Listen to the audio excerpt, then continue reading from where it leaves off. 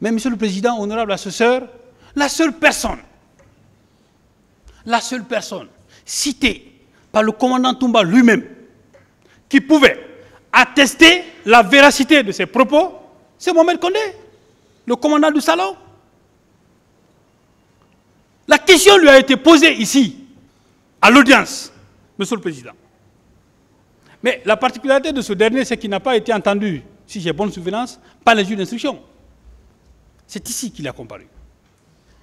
Oui, c'est pour ça. Dès qu'on dit quelque chose, quelqu'un dit quelque chose sur le président Dadis, le ministère public le met dans sa liste de témoins.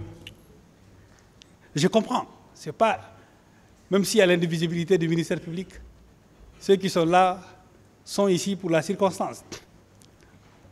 Ils vont tous rejoindre leur poste à un moment donné, après ce procès-là. C'est pourquoi certains ont qualifié de mercenariat. Il faut sélectionner les procureurs les plus bouillants pour trouver les moyens pour avoir le capitaine Dadis. C'est un luxe, en fait, pour eux. Ils ont tout fait, mais ils n'ont pas pu. Donc, il y a même un procureur qui est allé dire que les déclarations il considère les déclarations du commandant Toumba comme un sésame dans lequel on va puiser des choses. Je vous dirai, monsieur le procureur, quelle est la valeur juridique de la déclaration d'un accusé à cette audience-là. Je le dirai. Et sous la base des jurisprudences. Le commandant du salon n'a pas confirmé ces propos-là. Il dit, en bon malinqué, moi et Falale, on va mourir. Ce que je n'ai pas entendu, j'ai dit, moi je n'ai pas entendu. On ne peut pas être plus clair que ça. Et c'est lui qui était le témoin. Hein. C'est lui. C'est lui qui était là-bas. C'est lui qui a été cité par celui qui a fait une telle déclaration. Mais entre les propos d'un témoin cité par le ministère public et ceux d'un accusé, à l'encontre d'un autre accusé, le tribunal va s'en tenir à quoi? Je vous laisse apprécier, respectable magistrat. Le peuple de Guinée sera fier de vous quand vous allez rendre la justice. Parce que le président Dadis mérite la justice. Pour vous aider, la déclaration, les auditions ou la déposition des témoins de Mohamed Condé ont été tenues le 8 janvier 2024. Alors, Monsieur le Président, puisque c'est lui seul qui peut départager, qui peut confirmer est-ce que ces propos ont été tenus ou pas, vous en tirez les conséquences. Monsieur le Président, honorable assesseur, Monsieur Mohamed Condé, commandant du salon, Escobar, c'est son nom ça, étant le seul témoin connu, je dis bien le seul témoin connu de cette discussion, qui a déclaré n'avoir pas entendu ses propos, il est évident que le tribunal ne peut pas retenir autre chose. Monsieur le Président, je l'ai démontré que les partis civils ont dit ici que le capitaine Dadis, on lui a reposé des faits d'omission parce qu'ils étaient en manque d'arguments. Le président n'aurait pas pris de mesures pour préserver ou empêcher ou faire cesser le massacre. Selon elle, ces actes d'omission rentrent dans le cadre de la complicité. Je ne reviendrai pas là-dessus. J'en ai déjà abordé dans mes propos. Donc, Monsieur le Président, dans tous les cas, comme je l'ai dit dans mes propos, qu'à l'article 20 du Code pénal, ce sont des actes matériels, donc des actes de commission, des infractions d'action, qui doivent être posées avant et pendant les événements qui pourraient être constitués comme des faits entrant dans le délit de complicité. Donc, les faits d'abstention qui sont reprochés au capitaine Dadis, n'en constituant pas un acte matériel de complicité au sens de l'article 20 du Code pénal, vous l'acquitterez de ce chef-là.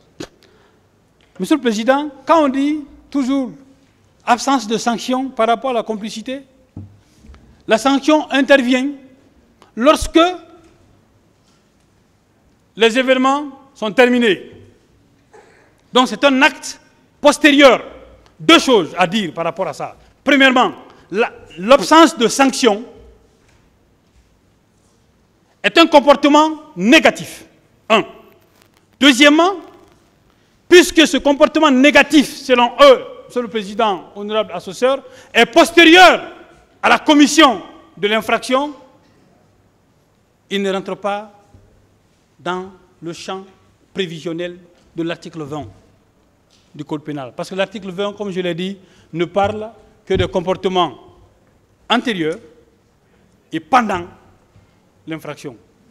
Comme je l'ai dit en tout état de cause, l'acte postérieur, Monsieur le Président, ne peut être considéré comme un fait de complicité, même s'il traduit une adhésion rétrospective à celle-ci. C'est un arrêt de la Chambre criminelle de la Cour de cassation française en date du 23 juillet 1927. Dans le même ordre d'idée, Monsieur le Président, l'aide ou assistance doit en effet avoir été fournie au stade des actes préparatoires, à condition que ces actes ou ces derniers aient été suivis au moins d'une tentative, ou soit au stade de commencement d'exécution, soit pendant celle-ci. Donc l'acte postérieur, posé ou pas par un complice, ou par une personne poursuivie pour complicité, ne peut être retenu contre lui parce que ne rentrant pas dans le champ prévisionnel de l'article 20 du Code pénal. Donc on peut être convenu, Monsieur le Président, que la complicité ne peut pas être retenue à l'égard du président Dadis. C'était l'infraction phare du ministère public, et puisque lui-même, il sait, bien entendu, que cette infraction ne peut pas tenir, le ministère public est allé ailleurs. Mais on est d'accord que le ministère public n'a pas requis par rapport à la complicité. C'est pourquoi j'ai beaucoup parlé sur cette question de la partie civile. Après, il y a une autre infraction qui est dans le code, qui est dans l'ordonnance de renvoi. Mais je n'ai rien compris. J'ai l'impression que les juges n'ont pas lu. Bon, bref. On dit qu'il y a eu l'incrimination tendant à établir le délit d'entrave aux mesures d'assistance et de l'omission de porter secours. Mais moi, j'ai cherché l'infraction là, dans le code pénal de 1998, mais je n'ai pas trouvé. Ça existe dans le code pénal actuel. Mais je n'ai pas vu ça dans le code pénal de 1998, qui était en vigueur au moment des faits. Pourquoi les juges d'instruction vont prendre ça et coller ça au président Dadis? Moi, je ne comprends pas. Je ne parlais pas de cette infraction, Monsieur le Président, parce que cette infraction se heurte, ou la prévision de cette infraction se heurte au principe de la légalité des délits et des peines. Ce n'était pas incriminé au moment des faits, en 1998, le code pénal. Si je me trompe, on me rectifiera. Mais j'ai pris mon temps pour lire. Monsieur le Président, puisque le président Dadis, aucun de ses comportements, la complicité ne peut être retenue à son égard, je sollicite qu'il vous plaise de l'acquitter purement et simplement sur le fondement des dispositions combinées des articles 442 et 544 du Code de procédure pénale. J'en viens à la déconstruction des éléments prétendument qualifiés de preuves par certaines personnes. Monsieur le Président, honorable assesseur, je reviens sur le témoignage d'un monsieur qui se fait appeler Youssouf Touré alias Joly.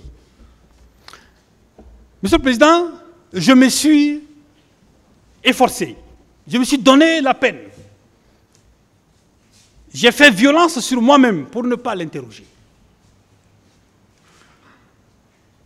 Peut-être qu'il me dira, il aurait pu dire que, c'est ce que j'ai dit au bâtonnier, il aurait pu dire, mais M. Samori était là-bas, lui aussi, 700 millions, moi je vais donner ça à un témoin. Mais ouais, nous on est maudits quoi. Mais quand même. Mais je vais vous dire deux choses sur lui. Deux choses. Le boulot de ce monsieur, c'est la diffamation, la dénonciation calomnieuse et les injures publiques.